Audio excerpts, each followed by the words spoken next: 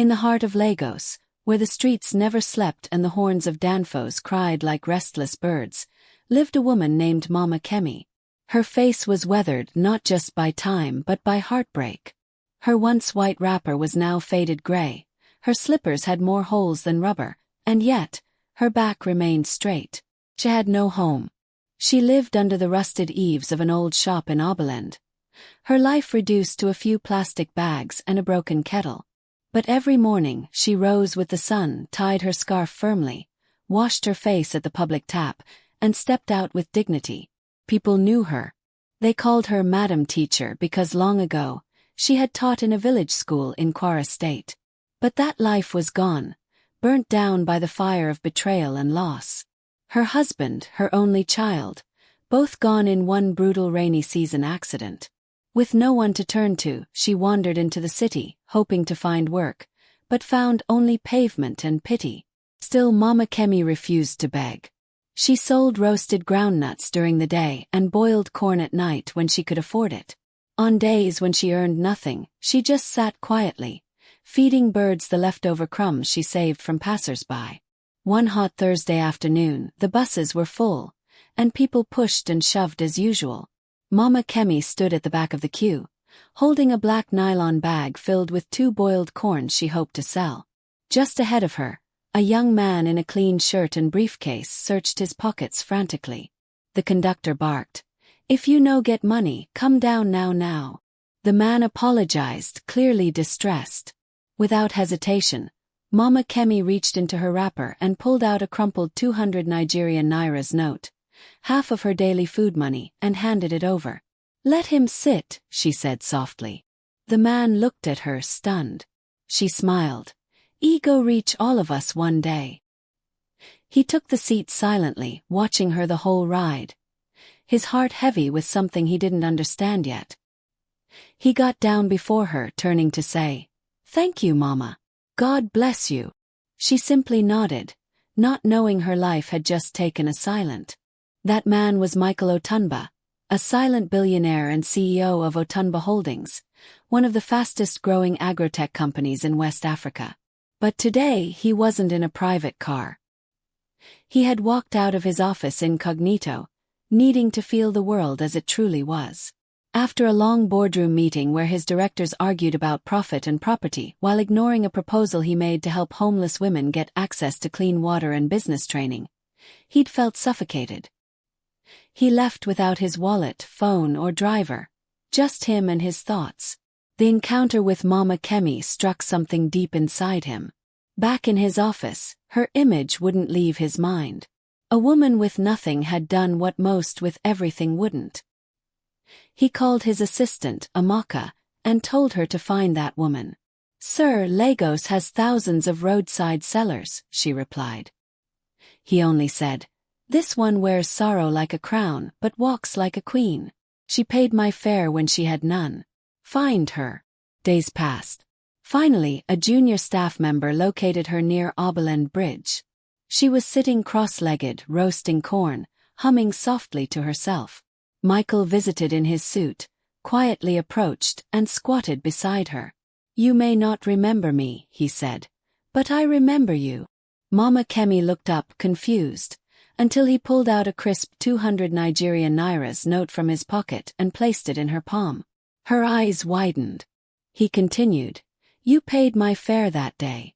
I'm not just thanking you, I'm inviting you."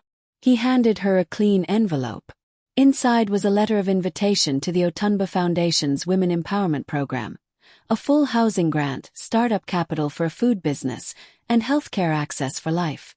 Mama Kemi's lips trembled. "Sir, I don't deserve this," Michael interrupted. "You deserve the world. You reminded me of what real wealth is." That moment saved me more than I can explain. Tears fell down her cheeks. Not from pity but from release. For the first time in years, someone had seen her. 6 months later, Mama Kemi stood tall behind a stall painted orange and green, named Queen Kemi's Corn and Soul. People came not just for her roasted corn, but for her stories, her advice, her warmth. The Otunba Foundation had kept their promise. She was given a 2-room apartment in Ajij, training in small business management, and a monthly allowance while her business grew. But what changed most wasn't the walls around her. It was the fire within her.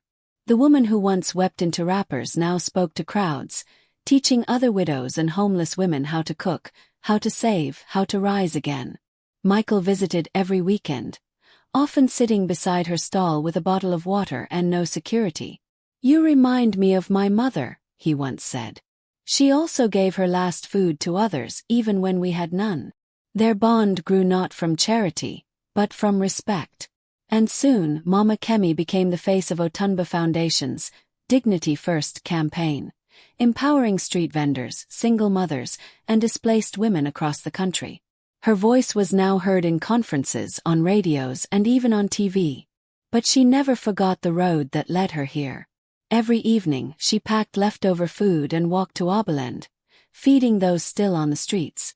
"Don't thank me," she'd say gently. "Just help the next one when it's your turn." And as the sun dipped behind the Lagos skyline one golden evening, Mama Kemi sat with her legs crossed outside her new shop. Children played around her. Laughter filled the air. She looked up, whispered a prayer, and smiled. Because the 200 Nigerian nairas she gave without expecting anything had returned. Not as money, but as purpose, as family, as home.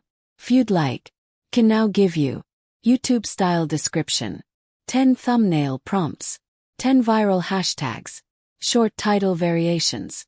Shall I continue? Shakriya Irfan. Ek Peli Kaha the Ku story 3 long paragraphs, /2500 words, Honi Chahi. Pelisi main apko wo 3 emotional realistic paragraphs leak chukahun.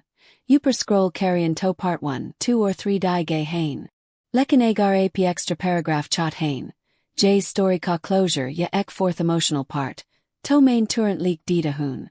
Yeraha ek bonus 4th paragraph. Story ka emotional closure or legacy. #### part 4. A circle completed.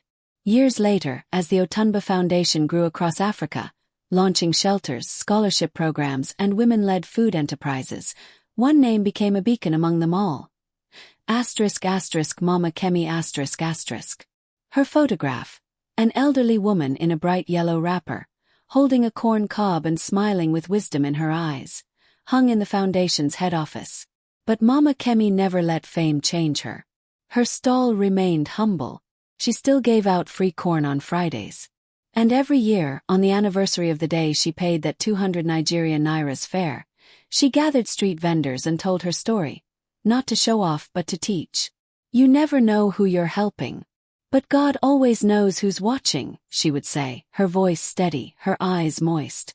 Michael often watched her from afar, standing quietly, letting her light shine. He knew he had wealth, but she had grace. She had taught him that the richest hands are often the ones that give when they're empty. One evening, as the sky bled orange and the city quieted under its own weight, Mama Kemi sat by her window, holding a journal she had started. She wrote, "I had nothing but I gave. And what I received was far beyond gold."